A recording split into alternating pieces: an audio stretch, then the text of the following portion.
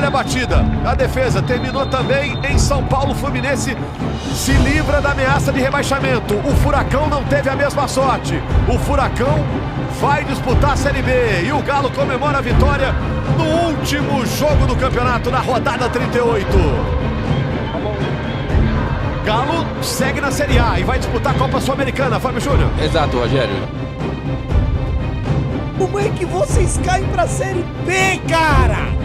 Como é que vocês são rebaixados, gente?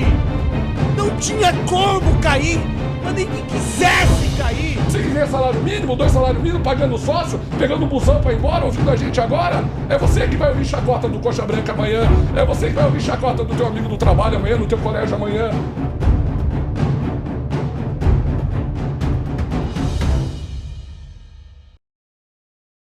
Atlético Paranaense. Se eu te desse apenas 3 segundos para pensar num time brasileiro que estaria ganhando destaque a ponto de não ser destaque apenas no Brasil, mas sim no futebol sul-americano, nesses últimos anos tendo esse futebol envolvente a ponto de bater gigantes, você provavelmente pensaria nesse time. Mas hoje o Atlético Paranaense está vivendo um dos piores momentos de sua história. Afinal, eles não estão apenas na segunda divisão, mas estão vivendo um momento de meio de tabela. E pior do que isso, seria eles terem sido rebaixados no ano do sescentenário. E adivinha, aconteceu. E nesse vídeo vamos desvendar esse mistério. Quem que está causando esse caos inteiro num time que estava em uma crescente tão grande a ponto de muita gente pensar que ninguém mais poderia parar esse time? O que está acontecendo com o Furacão?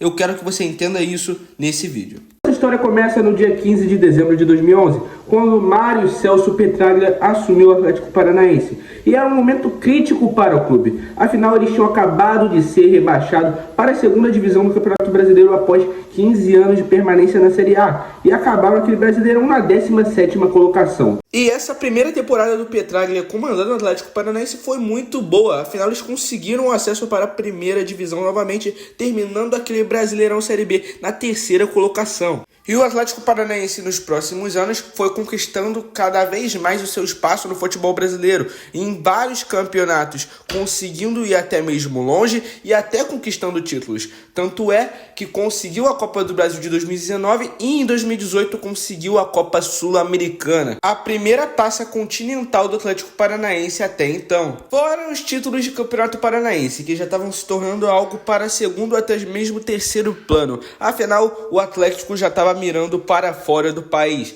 ganhar mais destaque ainda no futebol sul-americano. E no ano de 2021, no finalzinho do ano, eles enfrentaram o Bragantino na final da Sul-Americana. E adivinha? Eles conseguiram o bicampeonato, mais um título para comemorar. E o Atlético já estava começando a sonhar com grandes colocações no Campeonato Brasileiro, começando a sonhar num futuro título mundial que o Petraglia tinha prometido trazer depois de 10 anos, isso lá no ano de 2013. Será que isso estava tão perto assim? Enfim, próximo ou não, o Atlético Paranaense estava indo para o ano de 2022 com muita moral novamente, querendo cada vez mais espaço no futebol brasileiro, algo que eles já estavam buscando já tinha tempo. Afinal, se no futebol sul-americano eles já estavam começando a se destacar, parecia que no futebol nacional não estava tanto assim, porque apesar do bom futebol apresentado, acabava que nunca era uma colocação tão alta a ponto de dizer: nossa, o Atlético Paranaense está se destacando bastante aqui.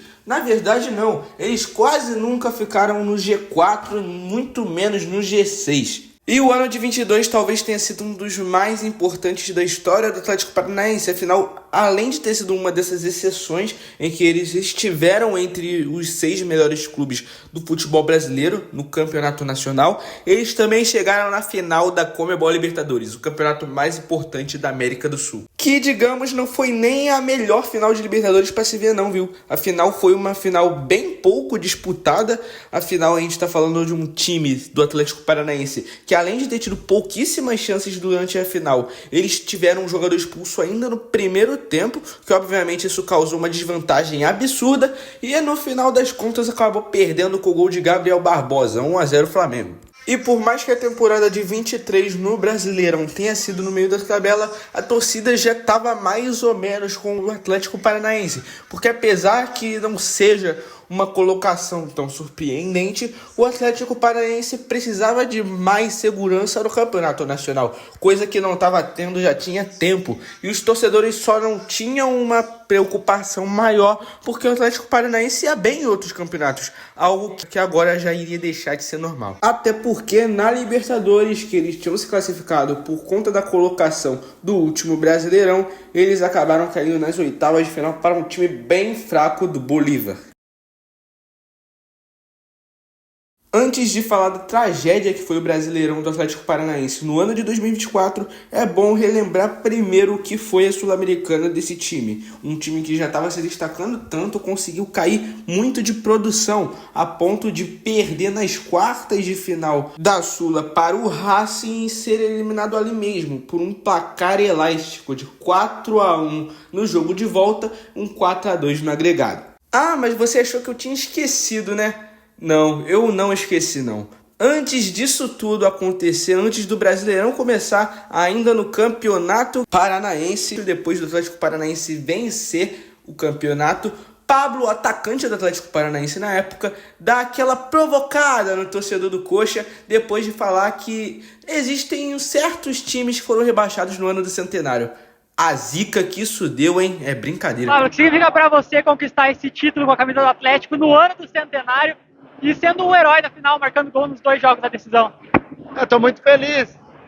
Tem clubes que caíram para a segunda divisão no seu centenário. Tem clubes que caíram para a segunda divisão no seu centenário. Deu ruim mesmo, o Atlético Paranaense acabou caindo nessa temporada para a Série B, tentaram fazer uma campanha aí de pacto, que até hoje isso daí tá repercutindo, inclusive o próprio Petraglia chamou um padre para ir no CT do Atlético Paranaense para tentar resolver essa parada recentemente. Tá, Davi, mas e na Série B, como é que o Atlético Paranaense tá? No momento, o Atlético Paranaense está na 12ª colocação da Série B e eu, inclusive, fui falar com um torcedor do Atlético Paranaense, um torcedor do Furacão, para entender como é que a torcida tá nesse momento. E, cara, a torcida até tem uma certa esperança com o time porque eles fizeram até umas boas contratações, mas ainda assim, apesar deles apoiarem o time, a torcida também tá de saco cheio com o time, porque o presidente Petraglia não resolve quase nada, tá para muitos ele que é o grande culpado para isso. Mas também tem os técnicos, porque o Atlético Paranaense teve muita troca de técnico nesses últimos anos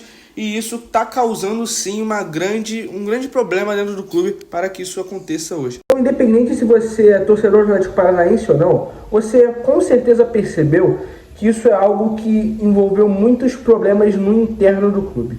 E assim, cara, Petraglia foi, na minha opinião, foi um dos grandes culpados disso tudo, talvez o principal, porque muito verdade que o projeto que ele estava propondo era um projeto a longo prazo, não iria ser fácil de se cumprir, né? Afinal, o projeto dele era que o Atlético Paranaense fosse campeão mundial até 2023 e hoje eles estão na Série B, chegaram à final de Libertadores, mas não conseguiram.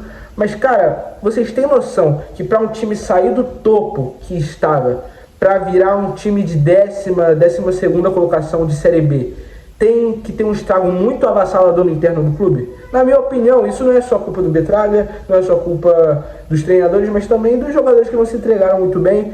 Mas, cara, assim, a torcida tem que apoiar. E, cara, esse vídeo deu muito trabalho para fazer. Se você gostou desse vídeo, deixe seu like, se inscreve no canal, comente quem que você acha que tá mais errado nessa história. E valeu!